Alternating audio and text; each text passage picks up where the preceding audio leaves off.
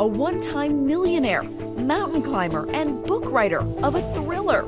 And now she's about to be living one with him. She thought she hit the jackpot. This guy that she was in love with is now this totally different person. They're spending a romantic weekend getaway, taking in the sights and knocking back the drinks. We're on the top floor of the hotel, and you see all the white sofas, and then you hear the water, and he starts talking about Anna. Anna, his ex-wife. It's a conversation his new girlfriend will never forget. I'll just walk over there, open the door, and just blast her. So chilling.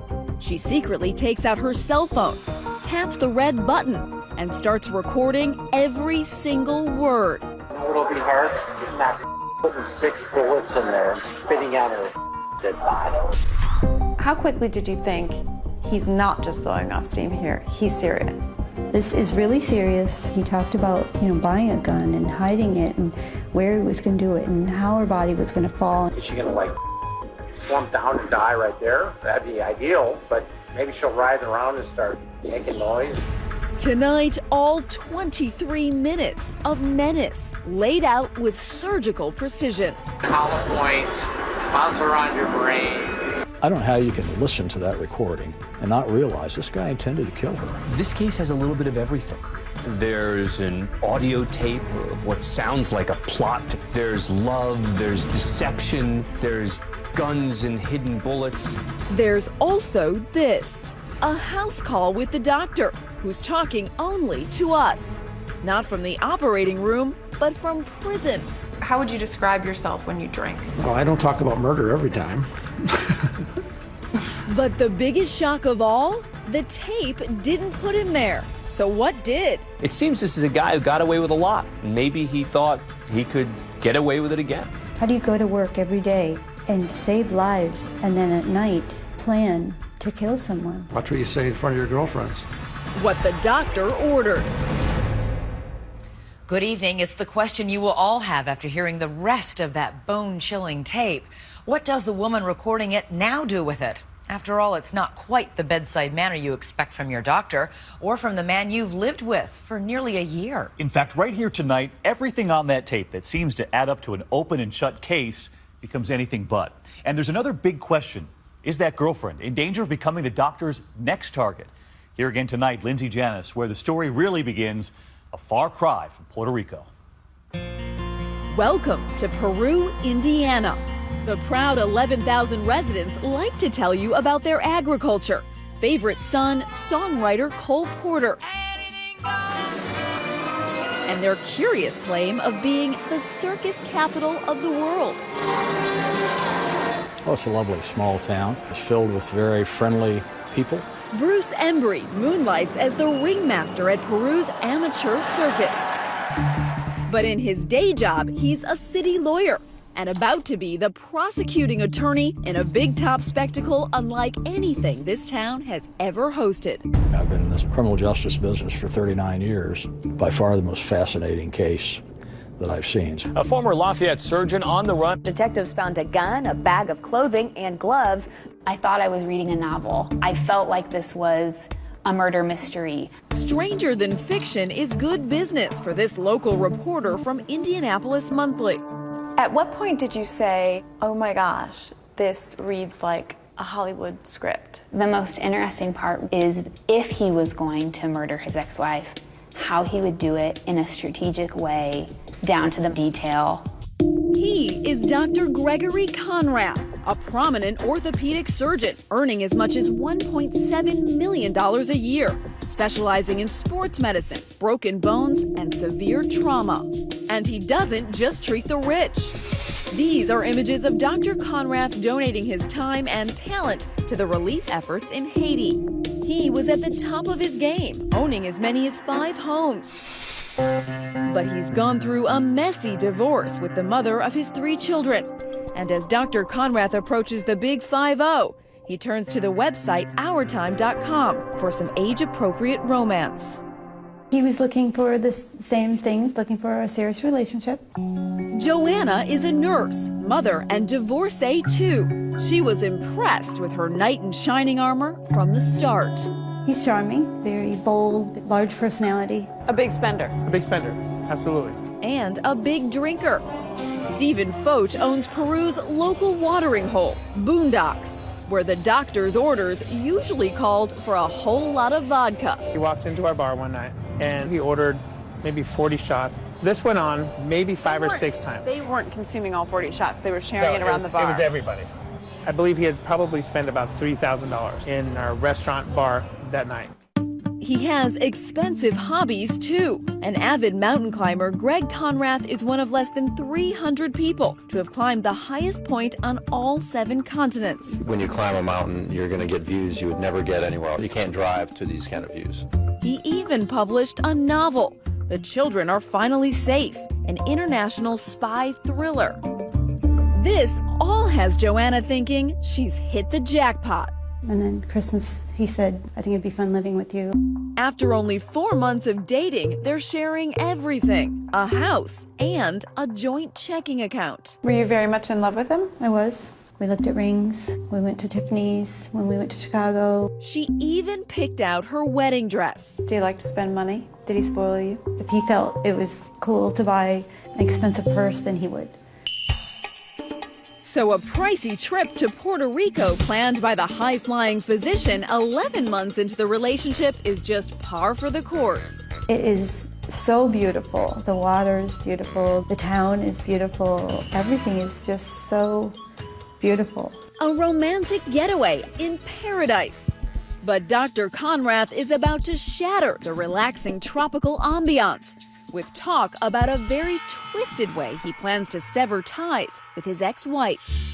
This is the most beautiful place in the whole world to hear the most terrifying thing you've ever learned. He'd had a few drinks, and we're on the top floor of the hotel, and he starts talking about Anna. Joanna knew his ex-wife Anna and always thought they had an amicable relationship. But on this day, he's talking about killing her. I've done a lot of research on that. That's why I switched my phone, by the way, because that's the only, I used it to research it, and then, nothing is traceable. Nothing. Joanna secretly reaches for her iPhone, finds the voice memo app, and hits record. An unmarked gun that has no prints. Okay. With bullets already planted in her house, which they are. How quickly did you think he's not just blowing off steam here? He's serious. Wow, yeah, this is real. This is not the Greg I know.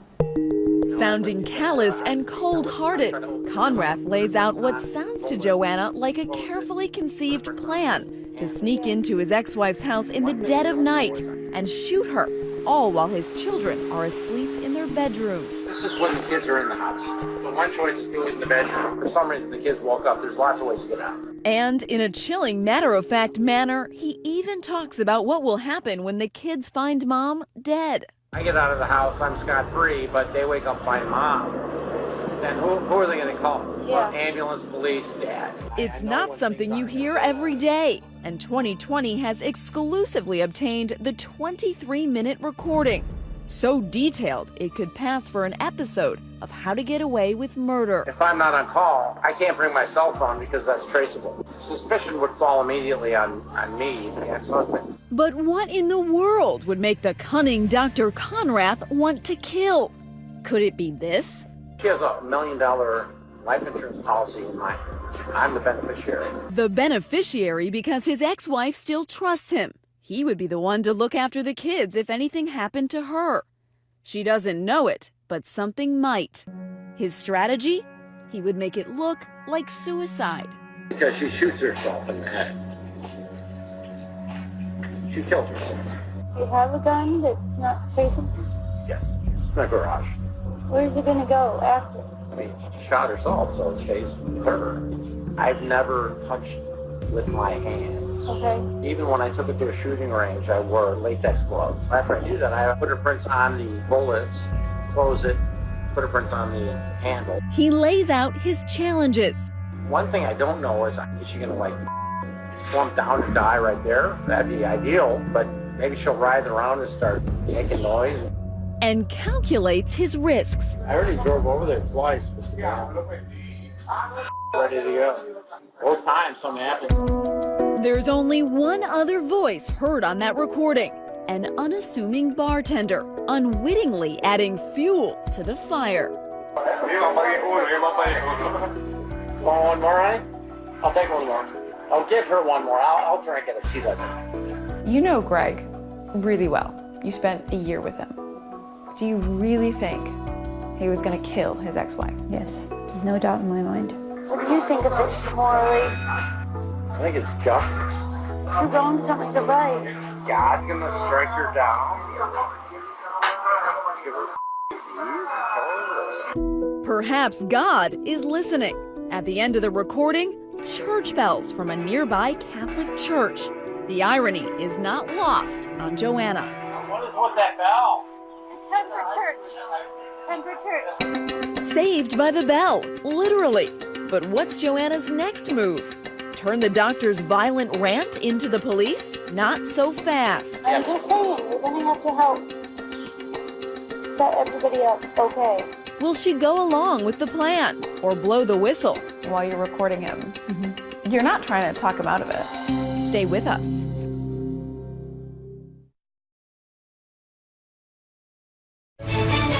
"2020 continues with What the Doctor Ordered. Once again, Lindsay Janis. 11 months into a whirlwind romance, Joanna and her boyfriend, Dr. Greg Conrath, are on vacation in sunny Puerto Rico. But the trauma surgeon reveals he could be planning a traumatic event of his own. Hollow points, bounce around your brain. What? It's got to penetrate your skull, but not go through the other side and mess up in there. He's talking about killing his ex-wife. 23 minutes of grisly detail, all captured on a dramatic iPhone recording courtesy of his girlfriend Joanna. What was going through your mind when you decided to press that record button? I didn't want him to kill the mother of his children. Did he act like he was confiding in you? He wanted to tell me because he wanted me to tell the police that he was home with me so that I would be his alibi. Conrath is so cavalier, he's even prepared to get caught. If I get caught, I can do the time. I've lived a full life. I'm a tough guy. While you're recording him, you're not trying to talk him out of it. You're just, what, in shock? But when she finally snaps out of her shock, Joanna doesn't sound so concerned for the mother of those kids. She sounds more concerned for herself. You're gonna have to start leaving money. Why? You don't care about me? Yes, honey. Then what'd you say why for? I'm just saying, you're gonna have to help set everybody up, okay? I can't I wish I could set you up okay. I can't do that. And then a strange question that will even confuse Conrath. You get married before? Are you crazy? I always want to get married before that. And that's all thinking of you. That whole comment is thinking of you. All right, not me. It'll give you something to hang on to. When you said to him, should we get married? What did you mean by that? I started asking questions because I needed to know whether it was real or not. You sounded very upset that he hadn't thought about you and how he was going to look after you financially. Well, of course, because I thought we were in a relationship, and then I come to find out that he's made a whole plan of his life somewhere else. Somewhere else with someone else. Turns out Conrath is married. Meet Cynthia Salazar, who lives outside Cabo San Lucas, Mexico. She's the doctor's current wife. When did you find out about the wife in Mexico? On the trip in Puerto Rico. They had been texting almost daily. Dr. Conrath is apparently full of surprises on this vacation. And Joanna suspects after he's done the deed, he's moving on to the missus in Mexico. So all this time you were dating him, almost a year, he had a wife. I figured that's where he would go after he killed Anna, because he'd been sending money to Cynthia. Talk about leading a double, make that triple life. Still, Joanna just wants to know where all this leaves her. So do you have a plan for me and Cynthia? Cynthia's fine. Okay, and? I'm talking to you. Nobody else knows this. Nobody. I said, do you have a plan for me and Cynthia as well? And you said Cynthia is fine, so that means you must have a plan for me too. You kidding me? Like that? Cynthia's fine. She doesn't need anyone to take care of her. She's got $140,000 of my money. A full life, family, and stuff like that. I can't do that for you right now. You want me to wait? I don't want you to do anything. I don't need your help. I planned this out as something I would do by myself. Joanna's vacation is over. She tells Conrath she's getting another room in the hotel, but she's secretly plotting her return to Indiana. How long did it take you to get out of there? A day, and then I stayed at the airport until that flight. But she does one more thing before she leaves. She waits for Conrath's paycheck to clear and empties their joint checking account. You took some money out of the account. A joint account. Why did you do that? It was our money together. I had to survive. A day later, Joanna's back in Indiana, and she's not taking Conrath's calls. So he calls law enforcement to check on her, telling them he fears she may be suicidal. So what did you think when that officer came to your door and said, Greg wants us to check on you, he says you're suicidal? I just figured it was part of the plot. When she hears suicidal, Joanna wonders if she's Conrath's new target. So she tells the officer what's really going on. Did you then share the recording with her? I did. And then her partner came in, and then they listened to it. Detective Sergeant Mike Rogers can't believe his ears. Couldn't this just been a guy blowing off steam, talking about his ex-wife like a lot of guys do? That's always a possibility, but I thought we needed to go a little further with the investigation. And you told me that that recording was Greg Conrath's voice, is that correct? Yes. Whether out of conscience, revenge, or fear, Conrath's confidant is now ready to spill the beans. When we return, the trauma surgeon is back from the beach and about to go into the box with Detective Rogers. What's the red light for? It's recording. Oh, okay. And has even more bombs to drop. I used a knife. I tried to stab myself and hit my heart. And later, Dr. Conrath on tape again. This time, hours. When 2020 continues. Comfortable? Yeah.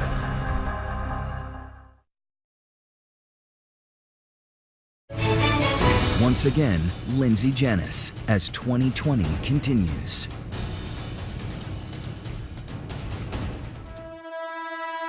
Joanna's just turned in her boyfriend, 49-year-old Greg Conrath, doctor and divorcee, with that incriminating recording about how he would kill his ex-wife. Police are concerned for Joanna's safety. Part of the information that he will have access to involves information that he's going to know came from you through just common sense and inference. So they arrange for her to live in a safe house.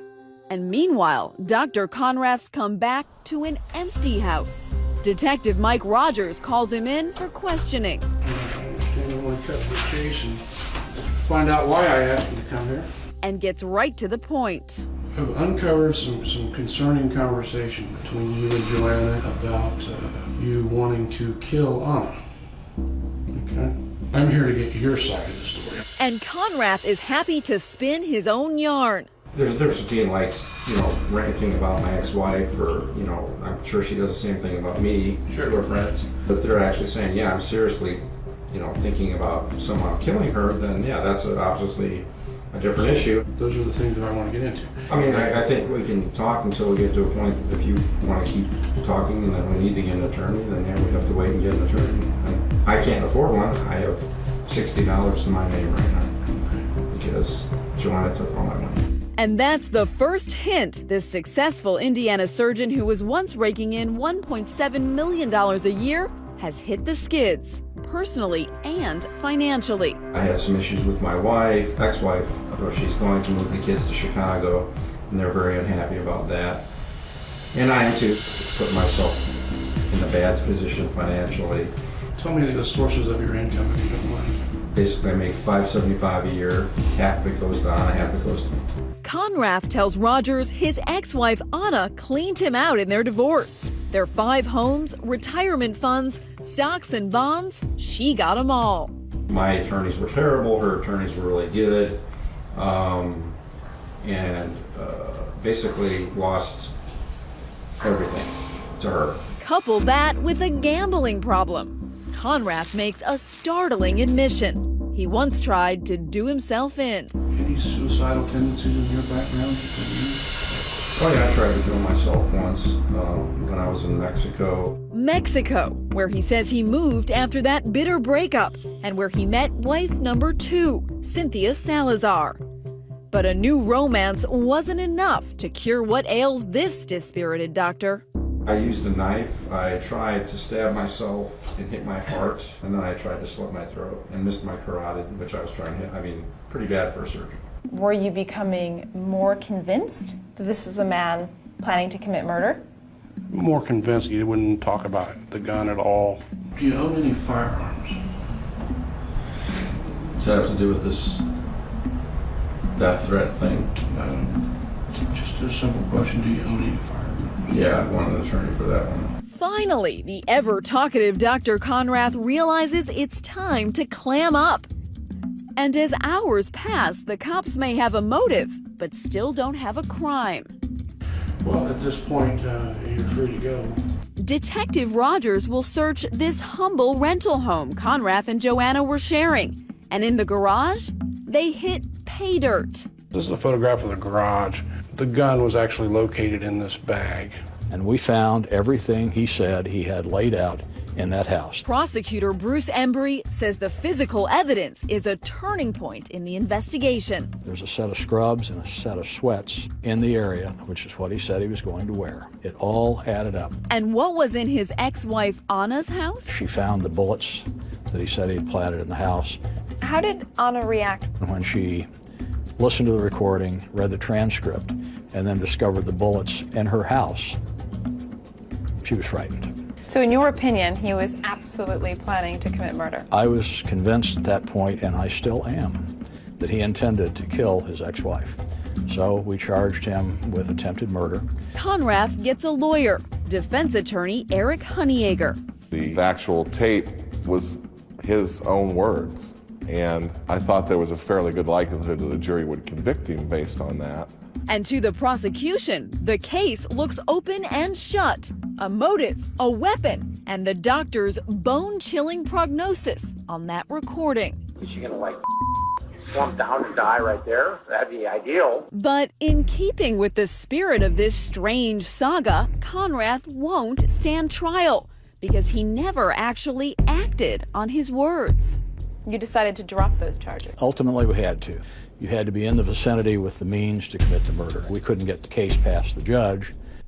There's no question that in certain other states, he could have and would have been charged with attempted murder and very likely convicted. Turns out the law in Indiana states planning is not doing.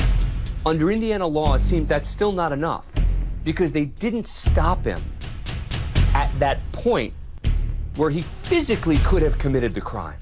So it looks as if the would-be killer Dr. Conrath is going to get off scot-free. So why is he in jail? It seems this is a guy who got away with a lot. Maybe he thought he could get away with it again. You won't believe what the self-destructive doctor does next that lands him behind bars. He may have been a brilliant surgeon, but he's not a good criminal. And what is he ready to tell us? It seemed like it was a worthwhile try at the time. I find it so hard to believe that you actually thought that. Stay with us.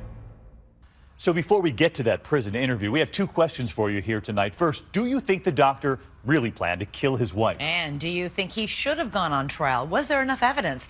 Let us know on Facebook and Twitter. Use the hashtag ABC2020. We'll be right back.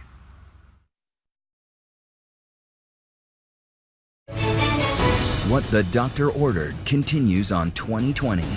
Here again, Lindsay Janis.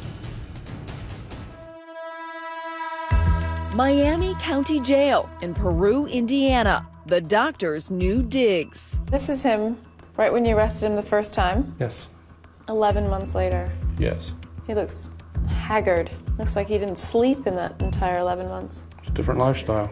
Dr. Greg Conrath, renowned surgeon and wealthy mountain climber, has gone from the peaks of all 7 summits to rock bottom, cuffed and shackled in an Indiana county jail, and is ready to sit down face to face with 2020. 1 second we're on this vacation in Puerto Rico talking about marriage, and then suddenly, you know, I'm arrested for attempted murder. But in a bizarre twist, it's not that infamous recording that's landed him here. He beat that rap. You have to show intent to do it, planning and preparation. That's the definition in Indiana, at least. Case law in this state looks like your best friend. Yeah. No, instead, the story of what ultimately took the doctor from green scrubs to red prison garb is a tale all its own. But to truly understand what landed him here, you have to go back to the beginning, starting with that bitter divorce with his ex-wife, Anna. She got everything. Yeah, she got everything. That make you angry? Sure, made me angry. Yeah, I was very unhappy. And then we ask him to recall the vacation in the Caribbean, the night he and his girlfriend Joanna are tossing back lemon drops like lemonade. Take me back to that night that Joanna recorded you. How were you feeling? We're right on the beach. You know, it's vacation, so I was drinking a fair amount. And then I just told her about this kind of, I guess, dark fantasy that I had about killing Anna. Because the person doing it's me.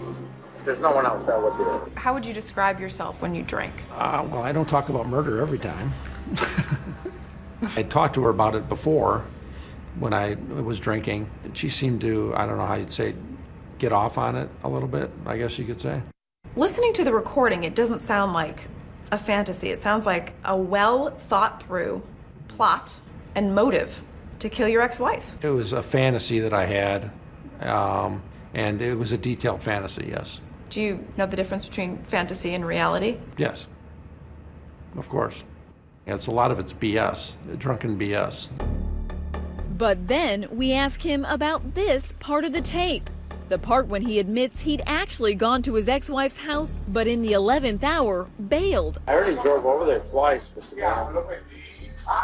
Ready to go. And both times something happened though.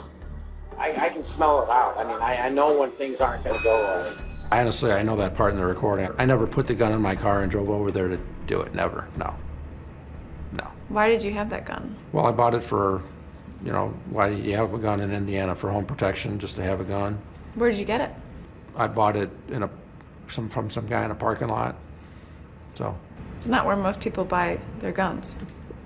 I don't know where most people buy their guns. The gun store? Okay. Get a permit? And what about those bullets? On the recording, he'd said he'd planted them in Anna's house. Did you plant bullets, hollow point bullets in that house? No, I've had bullets from when I bought the gun in the house, and I didn't take them with me when I left the house years ago. And he says with Anna having plans to move out of that house and take the kids to Chicago, he insists his plan never even had a chance. They were no longer living in that house, so, and I couldn't get in the house to do it even if I wanted to, so. But just because it wouldn't have worked doesn't mean you weren't planning on doing it. Well, like I said, it's a dark fantasy to talk about. I don't know how else to say it other than that. Isn't it a terrible coincidence for you that parts of this fantasy were actually true? There was a gun and latex gloves, change of clothing found at the house, hollow point bullets at hers. Yeah, I agree. But I mean, also I'd like to say that all that stuff is not against the law. But Dr. Conrath made no bones about the venom he felt towards Anna. In this recording, you say that killing your ex-wife would be justice. You know, when I think about the divorce, I was really on my last legs. She really stuck it to me. She didn't have to take every single thing. You hated her so much, you had a plan to kill her. And the plan, just to paraphrase, is basically for me to sneak in the house with my kids there asleep and shoot her in the head and make it look like a suicide. This is when the kids are in the house. One loud thing, might wake them up and they don't know why they woke up or what's going on or anything. And they go back to sleep. Why while your kids were asleep in the house? Well, the thought would be that if I could get in and out, that would be pretty solid proving that I wasn't there. It's an ugly recording. I'm embarrassed that I did it. I said those things. It's terrible. Terrible. You regret it? Well, yeah, of course I regret it. That's why I'm here. Well, that's not really why he's here. When the attempted murder charge was dropped, Conrath was released from county jail as part of a plea deal. I thought it was reasonable at that point. I thought it was a reasonable offer. But the offer came with one very clear condition: absolutely no contact with his ex-wife Anna or his former girlfriend Joanna, a rule Conrath would violate even before his release. He did it from jail, and he used his children to text and try to contact me. You thought that the man that you were madly in love with and had just gone on vacation with might want to kill you as well. If he would want to do that to someone that he was married to, had children with, what do you think he wants to do with me? Once out of jail, Conrath didn't stop. Conrath tried to contact his ex-girlfriend 3 times after he bonded out of jail. We hired a private investigator to look for Joanna. We tried to. I received a phone call on a Saturday morning, August of last year, from a gentleman wanting to use my services to locate a former girlfriend. Dale Seward is the private investigator Conrath hired. He's got a piece of paper in there with her information, and I'm thinking, if you've got the contact phone number for this lady, why aren't you calling her?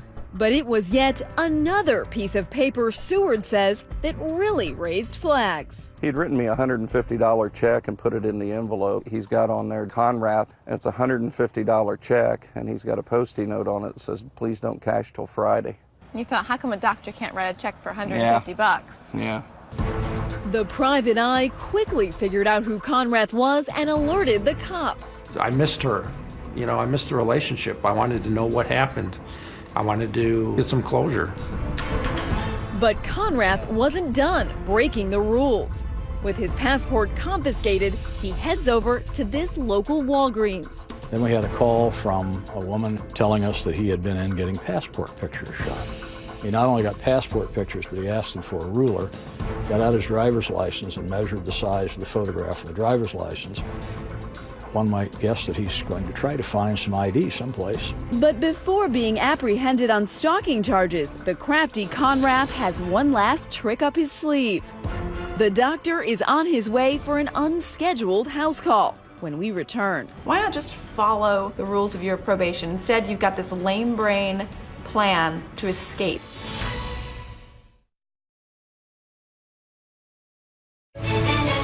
Once again on 2020, Lindsay Janis and What the Doctor Ordered.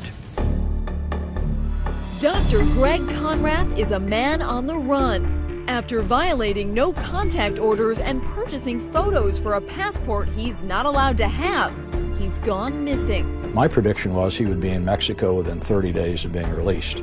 He surprised me. He tried it in 14 days. He had a wife in Mexico, and a substantial amount of money had been forwarded to her prior to his arrest. Cynthia's fine. She doesn't need anyone to take care of her. She's got $140,000 of my money.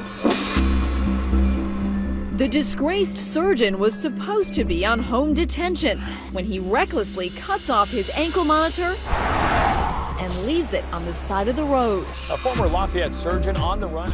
Conrath is traveling alone, and for a man who says he likes to fantasize, he didn't conjure up a very good escape plan.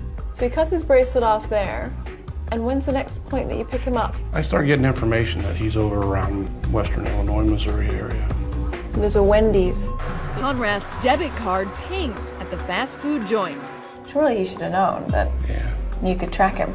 Yeah, you would think so. And he uses his cell phone, which leaves a digital footprint. We tracked him through Kansas City area, then continuing south and west along I-40 through the New Mexico-Arizona border. He was then arrested tonight, just a mile outside of Flagstaff. Another, half a day, and he would have been in Mexico? Probably. In his car, 40 pairs of shoes and just about everything he owns. Kitchen utensils, pots, pans. The jig is up. Conrath pleaded guilty to stalking charges and fleeing. And despite beating that attempted murder rap, just weeks ago, he was sentenced to 10 years in state prison. He could be out in 6. Getting a 10-year sentence for stalking, especially doing what I did, which was very benign, is pretty extreme. That's extreme. Sounds like you're feeling sorry for yourself. I think I was treated unfairly, yes. I think the judge and a lot of people did not forget about the attempted murder charge like you should, because it's dropped. I think that's colored the judge's determination of how much time I should have, as well as the prosecutor. If it was just a stalking charge, doing what I did, I mean, you know, most people would go on probation for a year. You might say he got off easy. Remember his boasting on that recording? Honestly, I could suck up 30 years of jail time in Indiana. I can do the time. Still think you can do hard time? I'm actually looking forward to going to prison. It's a lot easier to do your time in prison than in a county jail. There's a lot more to do. You gonna write another novel? I've thought about writing a sequel to the one I wrote already, or maybe something about my life, I don't know. A New York Times bestseller? More like a sad commentary. You know, my career as an orthopedic surgeon is ruined. Never going to do that again.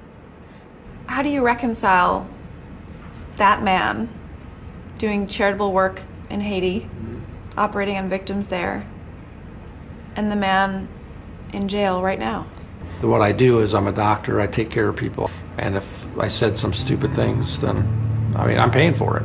The fallout from Dr. Conrath's misfortune leaves a trail of broken hearts. There's that other Mrs. Conrath in Mexico. What was that all about? Oh, well, a woman I met down there, and we got married. I mean, Fell in love and just got married? yeah, pretty much.